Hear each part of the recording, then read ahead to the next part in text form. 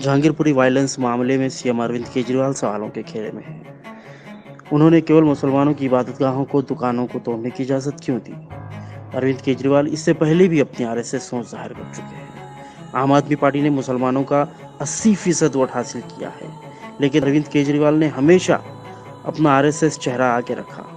दिल्ली में 5 मुस्लिम एमएलए हैं, लेकिन कोई भी आम आदमी पार्टी मुस्लिम एमएलए मुसलमानों के सपोर्ट में बोलने के लिए तैयार नहीं। वहीं दूसरी तरफ ऑल इंडिया मजलिस इत्तेहादुल मुस्लिमीन के party president barrister Asaduddin Owaisi साहब, जो हैदराबाद, तेलंगाना से लेकर दिल्ली तक हर वक्त मुसलमानों की आवाज़ उठाते हैं और उनकी रहनुमाई करते हैं, उनके लिए नुमाइंदगी करते हैं और उनके लिए मुसलसल जिद्दोजहद करते हैं। जब जहांगीरपुरी जामा मस्जिद दिल्ली के अगले कुछ हिस्से को बिना किसी नोटिस के शहीद कर दिया गया और काफ़ी मुसलमानों की रोजी रोटी छीन ली गई, तब सबसे पहले जहांगीरपुरी पहुंचने वाले लीडर का नाम कुछ और नहीं, बल्कि वो लीडर एक तन्हा, एक अकेला, एक रहनुमा बैरिस्टर असदुद्दीन ओवैसी थे।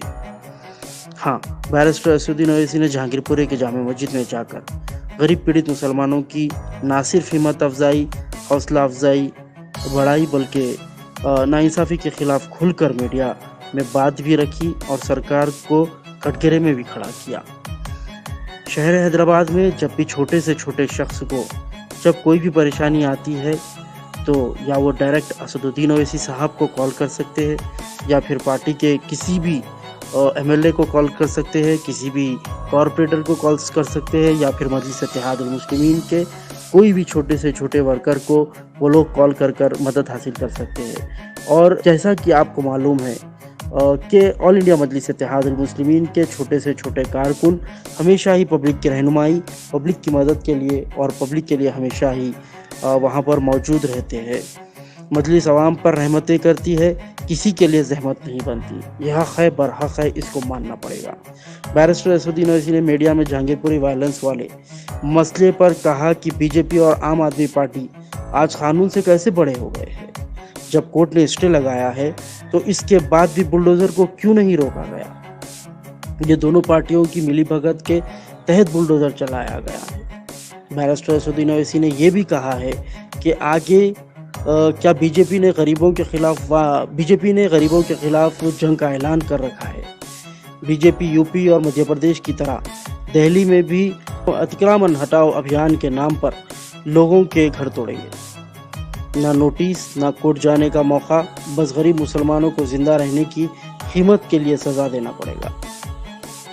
सीएम अरविंद केजरीवाल को इस मामले में अपना पक्ष रखना चाहिए। जैसे कि आपको मालूम है, इससे पहले भी यही आरएसएस की सोच रखने वाले अरविंद केजरीवाल ने जब कोरोना के इस आकार से पहले जब हिंदुस्तान में एनआरसी, एनपीआर, सीएए का विरोध चल रहा था, उस वक्त किस तरीके से जामे मिलिया और जितने भी यूनिवर्सिटीज़ थे, वहाँ के स्टूडेंट्स पर पुलिस की बर्बरियत पर खामोशी अख्तियार की थी। ना सिर्फ वो, बल्कि उसके बाद भी कई तरीके के एहतजाज हुए।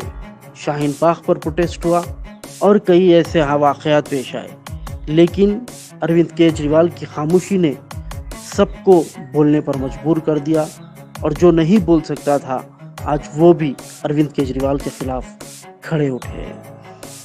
अरविंद केजरीवाल को ये बात याद रखना होगा कि बीजेपी से लड़ने के लिए, बीजेपी को हराने के लिए दिल्ली में मुसलमानों ने आम आदमी पार्टी पर भरोसा किया और मुसलमानों ने आम आदमी पार्टी का साथ दिया।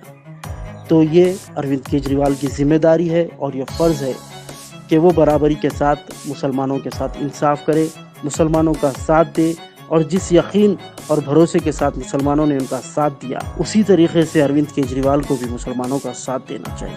अगर वो इस तरीके का साथ नहीं दे सकते और अपनी ये सोच को तब्दील नहीं कर सकते, तो उनको ये बात साफ तौर पर कह देना चाहिए कि हाँ, वो मोदी को मानते हैं और मोदी के इशारों पर आरएसएस की सुनकर, आरएसएस को मानकर काम करते हैं और मुसलमानों का विरोध करते हैं, मुसलमानों के खिलाफ हर तरीके की कार्रवाई करते हैं।